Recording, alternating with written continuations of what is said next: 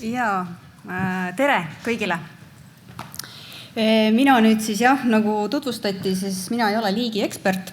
Mina olen mõjuhindaja. Ja ma küll olin natukene isegi üllatunud, et mind siia paluti, aga ma saan sellest aru. Sellepärast, et ma olen mõjuhindamisega üldse tegelenud umbes 18 aastat oma elust.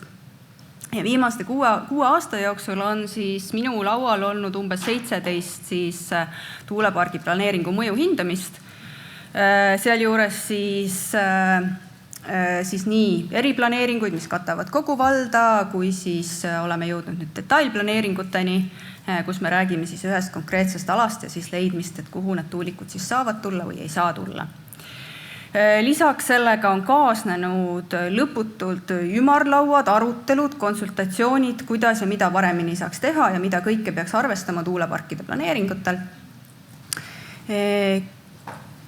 Kahjuks tulemust eriti ette näidata ei ole, et minu laualt on siis üks planeering jõudnud kehtestamiseni ja nagu siin eelpool mainiti, siis mõlemad 2 Eestis üldse siis nüüd sellel uuel perioodil kehtestatud planeeringut on kohtuvaidlustes.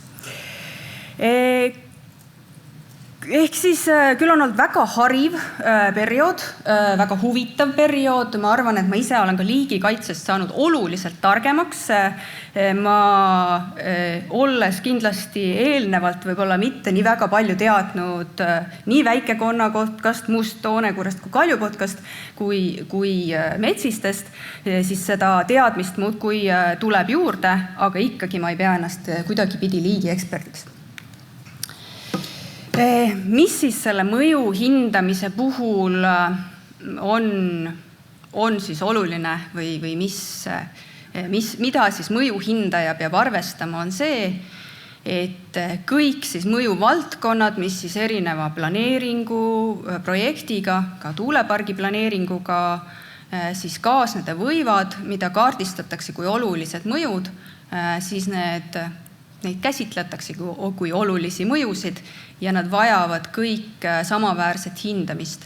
Seega omakorda tähendab, see tuulearenduste mõju hindamine on lõputu ruumilise konflikti juhtimise protsess, et kogu aeg on vaja leida mingeid lahendusi, kompromisse, omakorda need kompromissid kogu aeg tekitavad uusi konflikte. Mõju hindamise juhteksperdi roll selle juures on siis kõiki neid hindamisvaldkondi siis sünteesida ja aidata kaasa selle tasakaalustatud lahenduse leidmisele. Mõjuhindaja ise ei saa ühtegi otsust teha, küll ta aga saab kogu aeg siis anda infot siis nendele otsustajatele. Selles protsessis tuleb kogu aeg arvesse võtta siis nii siis erialaekspertide sisendit, asutuste sisendit, ka avalikkuse arvamusi. Ja kogu aeg selle töö fookuses, mis mõnikord tekitab nendes erinevates osapooltes nagu ka arusaamatuks, et miks see nii, on see, et mõju hindamise ülesanne on eeskätt siis püüda leida lahendusi, et kuidas seda kavandatavat tegevust saaks ellu viia. Ja selle juures on siis väga palju erinevate huvidega osapooli, arendaja, kes tahab seda tuuleparki rajada. Avalikkuse vaates ma olen aru saanud, et taastuvenergia on meil soositud, aga meil on üks imeline koht nimega mujal, kuhu seda tegevust võiks kavandada. Ma küll ei tea veel, kus see asub. Ja erialaekspertide vaatest, mis on väga loomulik, on see, et mis iganes on nende hindamisvaldkond, me ei räägi siin ainult sellest, et kas sa oled kotka ekspert, me räägime ka sellest, et kui sa oled näiteks hüdrogeoloog, siis see sinu valdkond on sulle oluline ja see ongi prioriteetne. Ja nüüd vaene kohalik omavalitsus peab selle kõige info kuidagi vastu võtma ja lõpuks selle põhjal siis langetama otsuse. Liigikaitse valdkonnas meil tegelikult on kohalike omavalitsuse teadlikkus, ütleme ausalt, väga madal ja nad usaldavad siis hästi palju Keskkonnaameti vaadet, kes õnneks on tuuleplaneeringutega tulnud ka väga suure pädevusega välja, et aidata neid otsustel sündida. Mis meil siukse liikidele mõju või elusloodusele mõju hindamise puhul on mõju hindaja vaatest üks keerukamaid küsimusi on just see, et millal see mõju päriselt on oluline. See tuleneb minu arusaama järgi juba sellest, et see valdkond on hästi ekspertarvamuse põhine. Kui me niimoodi ajalooliselt teistes mõju hindamise valdkondades oleme liikunud hästi kvantitatiivse hindamise poole, et selle 20 aastaga, mis ma sellega tegelenud olen, siis me oleme tihti jõudnud sellest arvamusest, et müra ei ole oluline, selleni, et me tegelikult siis ikkagi hästi palju teemegi mingeid arvutuslikku hindamisi, mingite kokkulepitud mudelite järgi ja hindame mingisuguse väärtuse vastu mõju. Siis eluslooduse valdkonnas on hästi palju sellist tunnetuslikku hinnangut. Jah, sellele vastukaaluks saab öelda, et kas elusloodust üldse saab hinnata ilma tunnetusliku hinnanguga, aga see tegelikult mõju hindamise protsessis ta kohati raskendab või pikendab just seda diskussiooni, et kas päriselt on mõju oluline. Ja omakorda see, et siis eri eksperdid võivadki samade andmete põhjal jõuda erinevatele järeldustele, sest nende tunnetus on vastavalt erinev.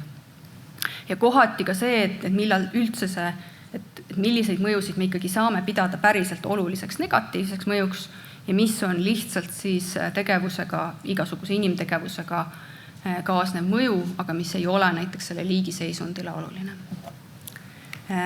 Vaadates täna päevakava, siis ma kindlasti ei julgenud siia näiteks tuua ühtegi sellist tuuleparkisid väga oluliselt mõjutavaid neid arendusi valdavalt siis liike, mille puhul meil käib suur diskussioon ja millest me oleme täna kuulnud, siis ma tõin näite ühest sellisest toredast liigist kui valgeselgkirjure.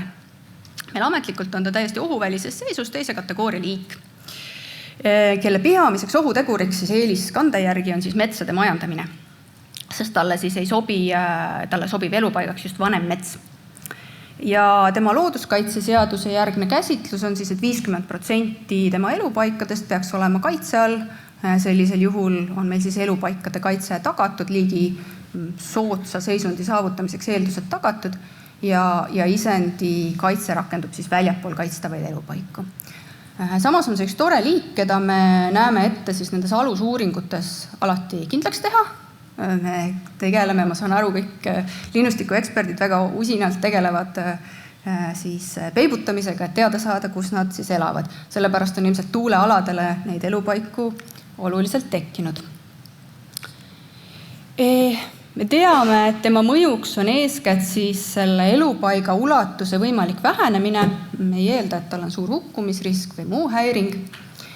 Kõigil minu laual olevatel tuulepargi planeeringualadelt on selle liigi varem teadmata elupaik välja tulnud. Et igal pool ta vähemalt üks on, mõnes on 2 või 3. Ja võtsin oma töödest siis need alusuuringud, mida linnustiku eksperdid on andnud, et mida nad sellest liigi kohta siis järeldanud on, mis peaks siis omakorda olema sisendiks siis mõju hindamisel. Mõjuhindaja keelde siis tõlgituna 3 esimest järeldust tähendab, et põhimõtteliselt iga elupaik on oluline, iga elupaiga kahjustamine on oluline mõju. Mõnel juhul on peetud seda, et on natukene lubatud kahjustada ja siis ta ei ole väga oluline, mõnel juhul on välja pakutud, et säilitame teda kuskil sellel samal alal teises kohas ja siis ei ole oluline mõju. Ja üks järeldus on ka selline, et ei ole otseselt oluline mõju see, kui tuulik sinna elupaika kavandada. Vajalik on isendikaitse, selleks on vaja siis ehitustegevuse raadamise ajastamine siis väljapoole seda vesitsusperioodi, aga muidu takistust ei ole. Mida tähendavad sellised erinevad järeldused? Tähendab seda, et iga järeldus tegelikult siis mõjutab seda planeeringu lahenduse kujunemist ja seda sisendit. Et on selge, et iga kord, kui me siis teeme järeldused ära siia tuulikut tee, tekib koheselt siis see lahenduse otsimise vajadus.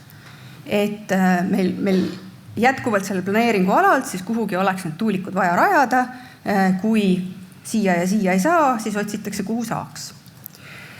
Iga järeldus, mille puhul meil on võimalik, et see ei ole otseselt reguleeritud, et see on esineb mingisugune küsitavus, just see, et keegi teine on teinud kuskil teistsuguse järelduse, meil ei ole väga selge liigikaitseliselt, kas see siis on nüüd oluline või ei ole, siis minu töölaual ta isegi on suurem probleem, et iga kord tekitab ajakulu, sest hakkab üks siuke tore pendeldamine, aga miks see hinnang niimoodi on antud, kas see hinnang ikka peab nii olema, kas seal on mingisugune ruum seda teisiti tõlgendada, kaasame Keskkonnaameti, mida nemad arvavad, küsime kohaliku omavalitsuse käest, mida nemad arvavad, kaasame äkki veel mõne eksperdi, kes arvaks selle kohta veel midagi.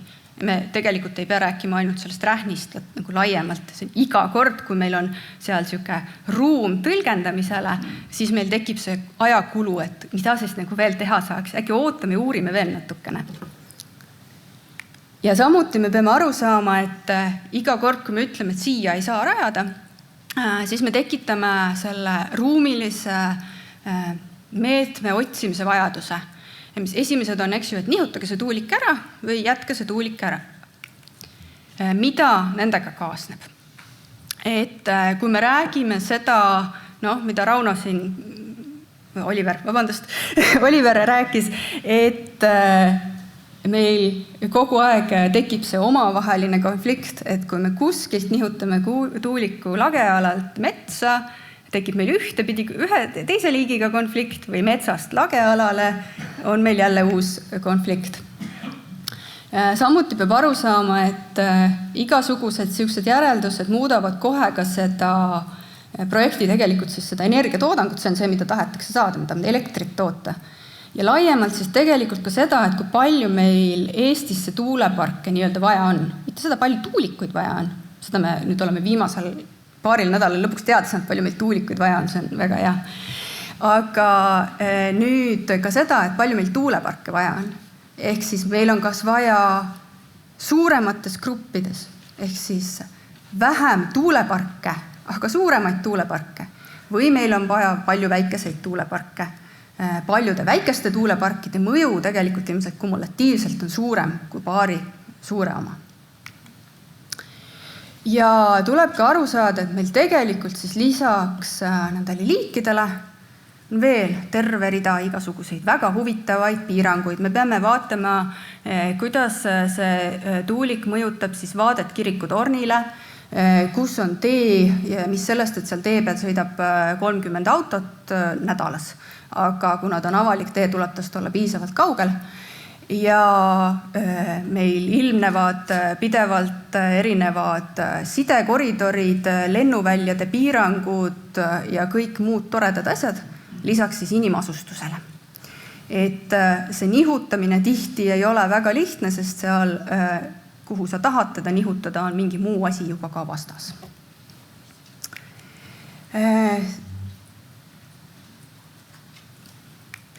Siis on meil sellised levinud meetmesoovitused on ka erinevad siis ajalised lahendused.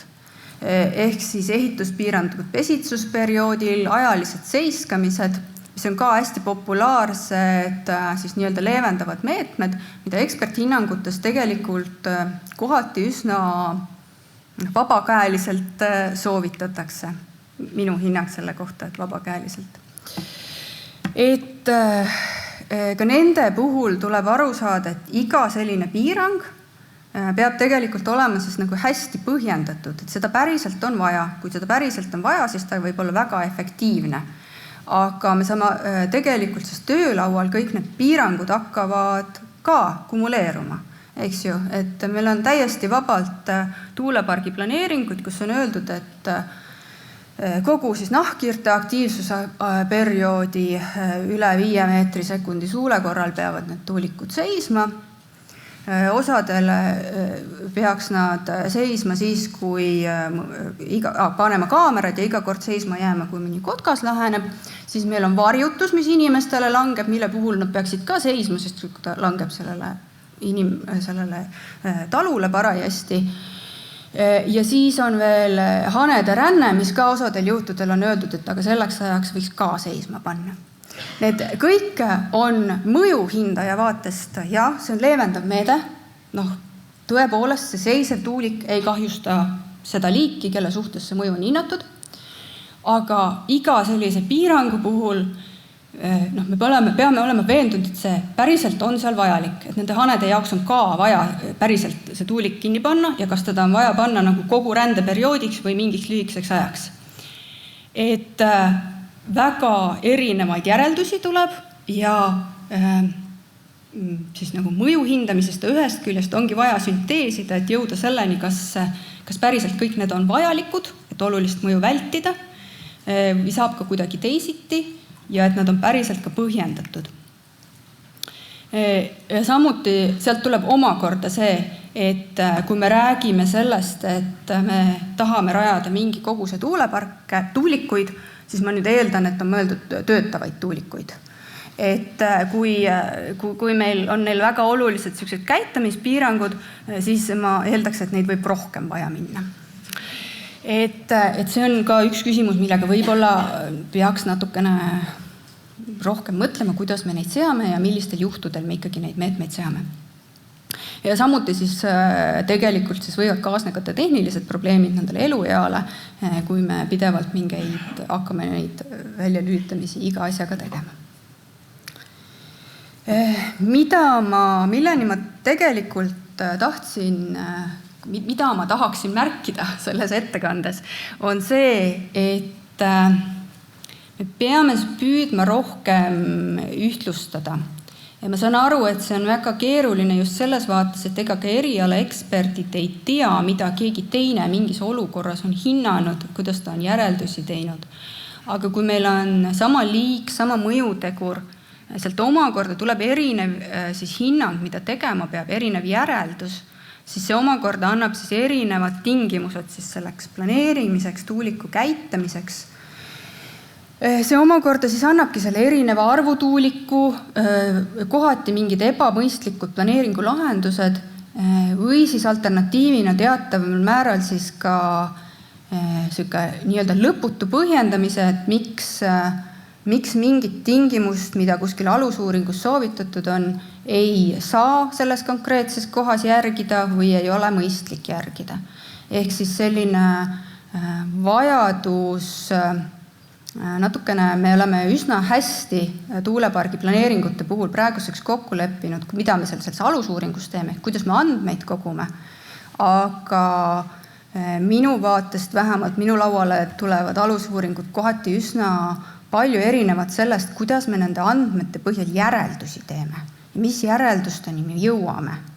Et selles osas ma näen veel arenguruumi, et seda kvaliteeti tõsta. Ja tegelikult, kui need järeldused on ühtlasemad, siis jääb ka seda ajakulu vähemaks selle kohta, et diskuteerida selle üle, kas mingi piirang mingis kohas on vajalik või ei ole vajalik ja kui pikk ta ikka peaks olema. Ja see omakorda siis aitab ka seda, et me võib-olla jõuame nende töödega ja mõnega vähemalt kunagi lõpuni.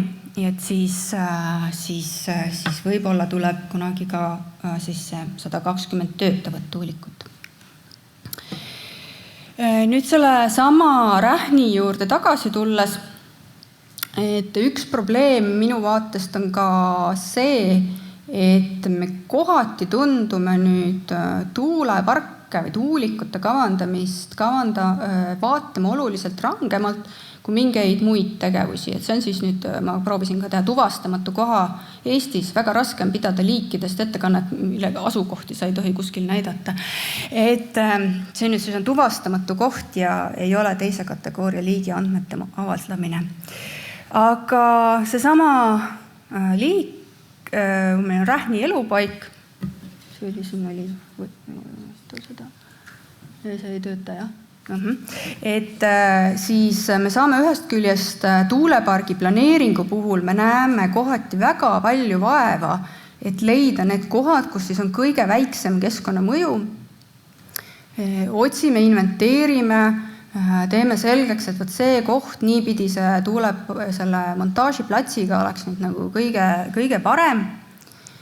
Ja kohati meil selle sama ajaperioodi jooksul juhtub see, et siis see elupaik, mida me siis nii-öelda kõigest hingest püüdsime vältida, siis seal samal ajal toimub lageraie, mis oli öeldud, et on selle liigi suurim ohutegur. et ta kohati on natukene nagu vastuoluline, et me ühest küljest näeme nende tuuleplaneeringute puhul väga suurt vaeva andmete kogumiseks, saame terve rea linnustiku või ka nahkhiirte andmeid, aga samal ajal me vaatame seda ainult selle konkreetse tuulepargi kavandamise kontekstis ja ega me eriti nagu mingeid muid tegevusi selle juures keelata ei saa, mis seal samas on. Mõjuhindajad peavad olema pidevalt lahendustele orienteeritud, ka siis, kui see on kohati juba natuke väsitav, siis mida siis nüüd edasi teha, et nende tuulearendustega siis veel paremini ja võib-olla ka mõnega veel lõpuni jõuda, on see, et ma arvan, et me oleme praeguseks väga palju arenenud sellest, kuidas me üldse tuuleparkide mõju hindame. Et minu töölaual käis läbi ka näiteks 2 tuuleparkide planeeringut siis, kui ma oma karjääri alustasin umbes 15 aastat tagasi. Seal ei tehtud mingeid linnustiku ega nahkhiire uuringuid. Täitsa okei oli öelda, et andmebaasides ei ole mitte midagi ja järelikult on täitsa tore oleks siia tuulikuid rajada. Ja oli selline aeg ja see oli üldiselt arvatigi, et KSA käigus ei pea, et riiklikud andmebaasid peaksid sisaldama piisavat infot ja ei ole vaja täiendavalt uurida midagi. Praeguseks me oleme jõudnud üsna teise positsiooni, me oleme jõudnud selleni, et igal tuulepargi alal viiakse läbi väga põhjalikke uuringuid. Siit edasi me saame liikuda selleni, et me püüame ühtlustada ka seda, mida me nende uuringu tulemuste põhjal järeldame, kuidas me järeldame, et me teeksime seda võimalikult sarnaselt ja et millistel juhtudel siis on see mõju oluline ja millistel juhtudel ei ole. Et seda nii-öelda künnist paremini kokku leppida. Ja samuti see, et siis iga siis rakendatav meede peab siis olema päriselt suunatud sellele olulisele mõjule ja aitama seda ka päriselt siis vähendada või vältida. Ükski siuke me peame minu poolt kokkuvõttes see, et ükski siuke arendustegevuse mõju, ühegi arendustegevuse mõju loodusele ei ole võimalik täielikult vältida. Et kui me teeme mingit inimtegevust kuskil looduses, siis sellel on keskkonnale mõju. Keskkonnamõju hindajad tahavad selle juures just seda hinnangut, et kas see on päriselt siis nüüd see oluline mõju, kas see kahjustab selle liigi seisundit, kas mingi konkreetse elupaiga kahjustamine on ka siis liigi seisundit mõjutav või see mõju on lokaalne ja ei saa lugeda teda oluliseks. Ja meetmed läbivalt, kui me saame nendest erinevates alusuuringute aruannetest, et kõik need kuidas jõuti andmetest selleni, et mõju on oluline ja kas seda siis, millise meetmega seda siis saab leevendada või ei saagi, et see meede on see, et ei saa rajada. Et mida paremini argumenteeritumalt ja andmepõhiselt see on põhjendatud, seda ühest küljest lihtsam on mõju hindajal, seda vähem on konflikti tegelikult ka sellega, et nii-öelda eriala eksperdiga, et me küsime lõputult, et kas ikka on nii, miks ikka on nii. Kui see on selgelt, need argumentatsioon on loogiline, siis me küsime seda ka tunduvalt vähem. Ja samuti siis küsib omakorda Keskkonnaamet meilt seda tunduvalt vähem ja ei ole sellel arendajal ka midagi öelda, sest tal ka puudub argument, et miks ikka peaks seda tuulikut rajama. Et mida selgemad need järeldused on, seda paremad tulevad tegelikult ka need planeeringulahendused ja seda paremini on siis keskkonnamõjud arvestatud. Kuna mu erinevates nendes infodest, et kui palju mul aega oli väga erinevat infot, kui palju mul selleks ettekandeks aega on ja ma olen päeva viimane, siis ma jõudsin nüüd lõpuni, mina teadsin alguses, et mul on 10 minutit. Et ma isegi rääkisin pikemalt. Aga tänan ja püüame olla kõik lahendustele orienteeritud ja ma arvan, et tuuleparkide mõju hindamine See, et neid on nii palju korraga, tegelikult on vähemalt keskkonnamõju hindamisele küll andnud olulise kvaliteedi hüppe tegelikult teistes valdkondades ka. Et meil tegelikult jätkuvalt on teatud erisus, et karjääriprojektis me ei inventeeri kogu seda elustikku, eks ju. Aga niimoodi tasapisi ta sinna liigub. Et just sellest, et nende tuuleparkide puhul see teema on tegusnud, siis ta liigub tegelikult siis teistesse valdkondadesse ja parandab seeläbi siis ka laiemalt seda mõju hindamise kvaliteeti. Küll ilmselt raskendab paljude arendajate elu, aga see selleks. Nii, aga meil on selle eest, meil on küsimusi õnneks, et me saame veel jätkata. Ja küsimus oli siin, mis natuke oli ühine.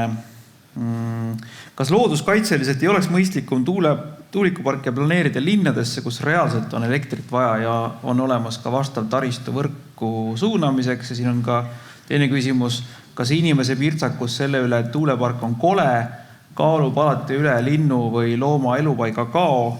Ja kolmas küsimus, et iga mõju ei ole oluline mõju, kas see kehtib ka inimestele ja asulatele? Ehk siis... Võtame üks haaval, palun. See on põhimõtteliselt sama asi. Jah, aga... Et ikkagi miks mitte linnade ja asulatele? Miks mitte linnadesse ja asulatesse? Keskkonna inimesena ma ütleks, et loomulikult teeme linnadesse ja asulatesse. Praeguse seisuga linnades ja asulates on nii palju erinevaid välistavaid tegureid, mis tegelikult on osaliselt ka õigusaktidest juba nagu kehtestatud, eks teest oled nii kaugel, seal ei ole läbirääkimisruumi. Ja nüüd ühtegi teist riiki, kus tuulik ikkagi oleks inimasustusel nüüd nii, et ta päriselt ongi seal tagaaias. Et ma ei tea, et kas on mujal maailmas kuskil siukest praktikat oleks, et Taanis väiksemad tuulikud tõepoolest on väga lähedal, aga suuremad enam ei ole. Ehk siis päris linna ja asulasse ei saa, sest meil ka tegelikult ei ole Eestis selliseid suuri, et meil oleks asulas mingid suuri tootmispiirkondi, kuhu see tuulik saaks panna. Et näiteks Saksamaal ja ka Hollandis sadamaaladele teinekord pannakse, sest seal on suured sellised, ühtegi elamut ei ole, on suur tööstuspiirkond ja seal vahel täitsa vabalt on tuulikud. Eestis sellist asja, ma ei tea, et meil oleks ühtegi sellist kohta. Nii, nüüd oli... Nii, küsime edasi.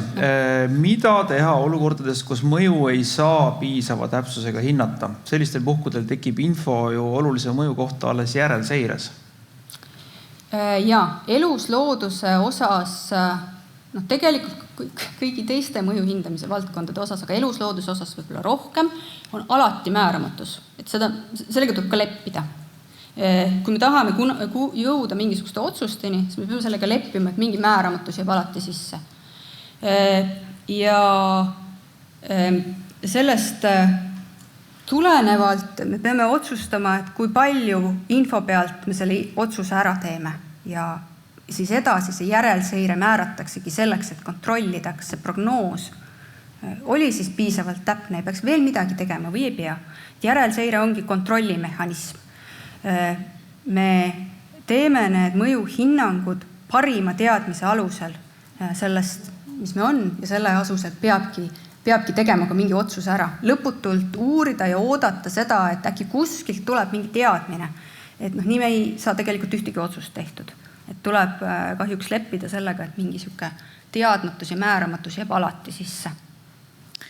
Miks KSH-d ei sisalda kumulatiivset kogumõju hindamist? Nagu siit varem kuulsime, peaks seda iga tuulikupargi puhul tegema, aga Lemma KSH-d seda ei sisalda. Jah, siuke tuli kohe niimoodi. Tuleb vastu võtta kõik. Jah, võtan kõik vastu. Isegi on väga rahulik publik, keegi ei tule ründama ega midagi. Ma ei luba. Jah,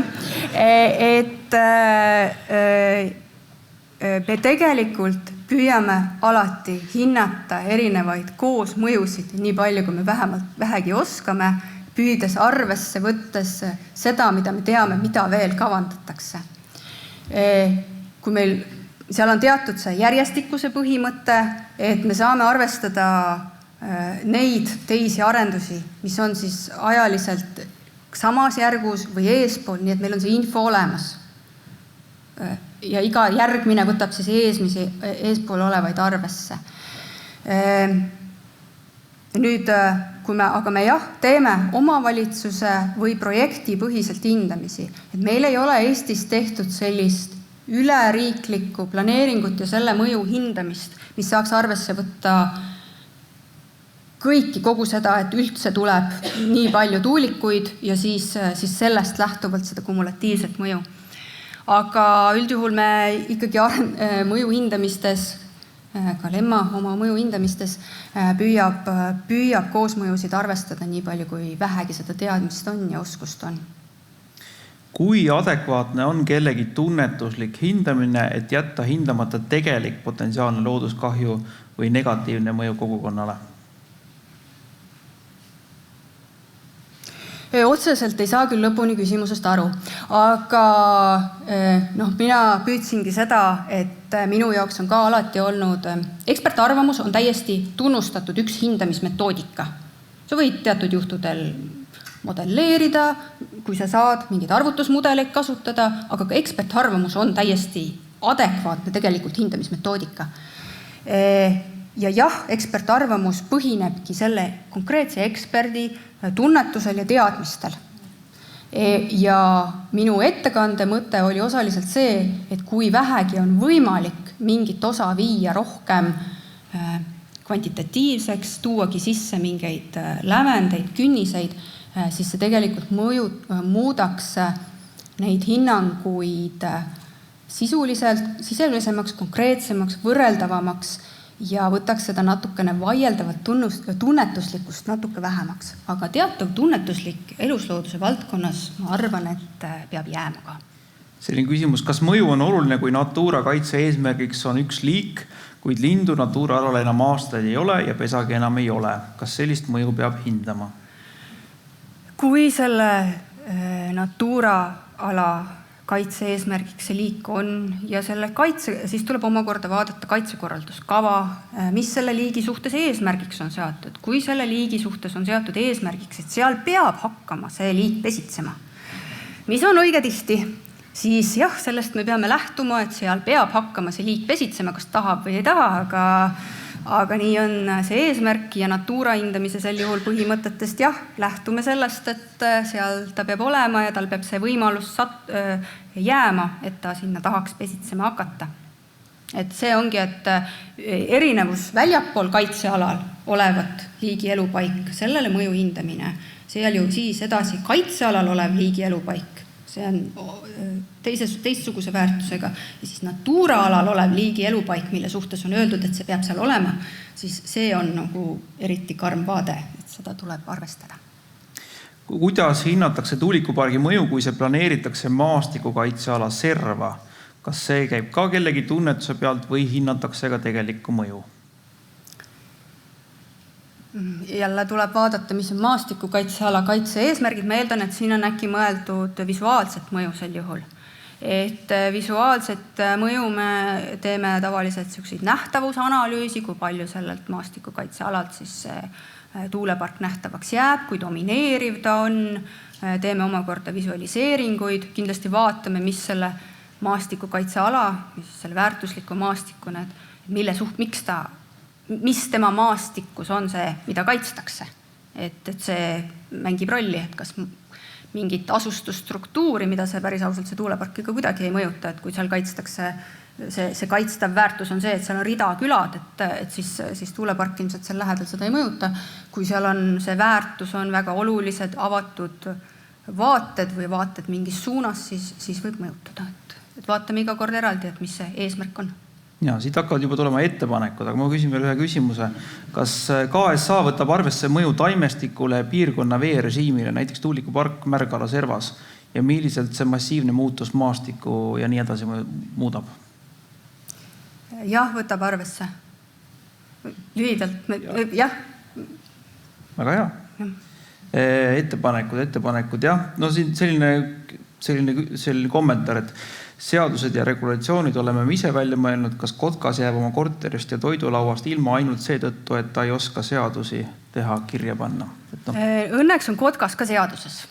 Et Kotkas on meil sel juhul enam kotkaid, kellest meil täna on räägitud, on esimese kaitsekategooria liigid. Nende suhtes on täiesti olemas õigusaktid, mis nende kaitset ka reguleerivad. Nendel on liigikaitse tegevuskavad, et nendega tuleb täpselt samamoodi arvestada ja on ka tehtud inimese poolt need õigusaktid. Kahjuks mitte kotka poolt. Nii, ma arvan, et me anname, Piret, sulle ka puhkust, sa oled meil homme ka paneelis, nii et teeme suure aplausi. Aitäh!